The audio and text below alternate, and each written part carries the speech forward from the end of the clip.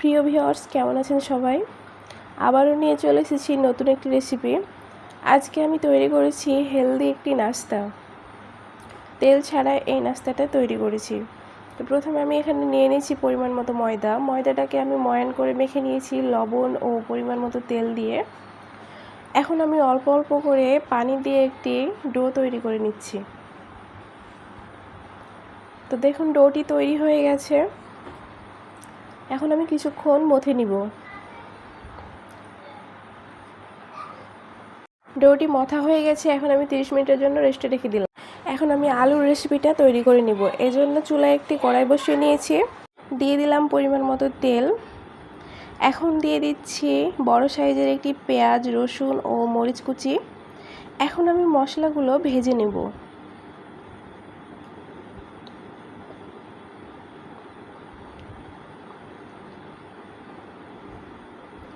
তো দেখুন, মশলাটা ভাজা হয়ে গেছে। এখন আমি আগে থেকে কেটে রাখা এই আলুটা দিয়ে দিব।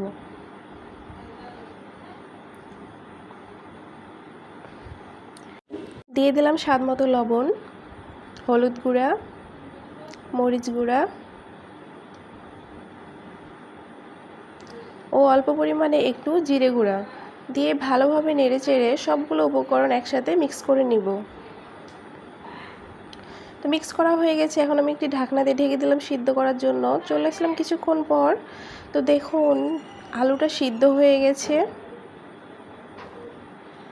আরও কিছুক্ষণ আমি জাল করে এই আলুটা আরও ভালো করে সিদ্ধ করে নেব।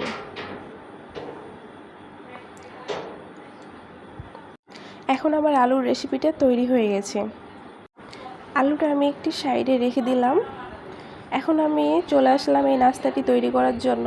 তো দেখুন, ডোটি সফট হয়ে গেছে। এখন আমি কিছুক্ষণ মথে নিব।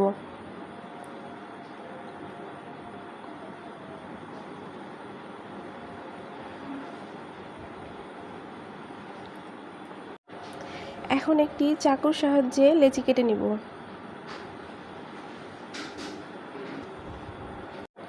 লেচি কাটা কমপ্লিট। এখন আমি একটি লেচি থেকে আপনাদের এই নাস্তাটি তৈরি করে দেখাচ্ছি।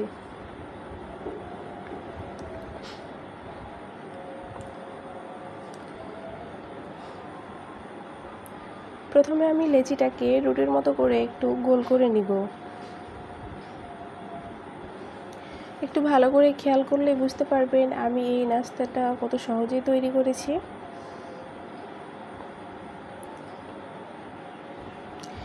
বেলন ছাড়াই এই নাস্তাটা তৈরি করা যায়, আবার চাইলে বেলন দিয়েও করা যায়। আমি দুই রকম করে দেখাচ্ছি।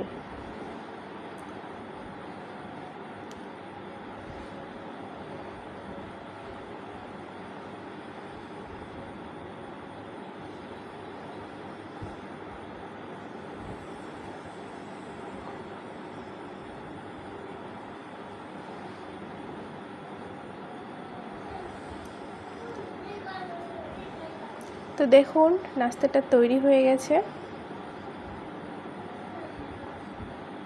এখন আমি বেলনে তৈরি করে দেখাচ্ছি।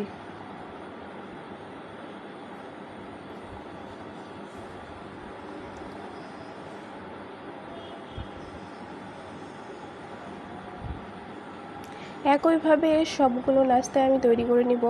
তো দেখতেই পাচ্ছেন তৈরি করা হয়ে গেছে। এখন আমি নাস্তাগুলো ভেজে নেব। চুলায় একটি প্যান বসিয়ে দিয়েছি। প্যানটা গরম হয়ে গেছে। এখন আমি এই নাস্তাগুলো ভেজে নিব। আর এই নাস্তাটা আমি তেল ছাড়াই ভাজবো। তো দেখুন, তেল ছাড়াও নাস্তা কতটা সুন্দর হয়। তো আমি নাস্তাগুলো দুই সাইডে কালার করে ভেজে নিয়েছি। ভাজা হয়ে গেছে। এখন আমি পরিবেশন করে নিচ্ছি। তৈরি হয়ে গেল হেলদি নাস্তা।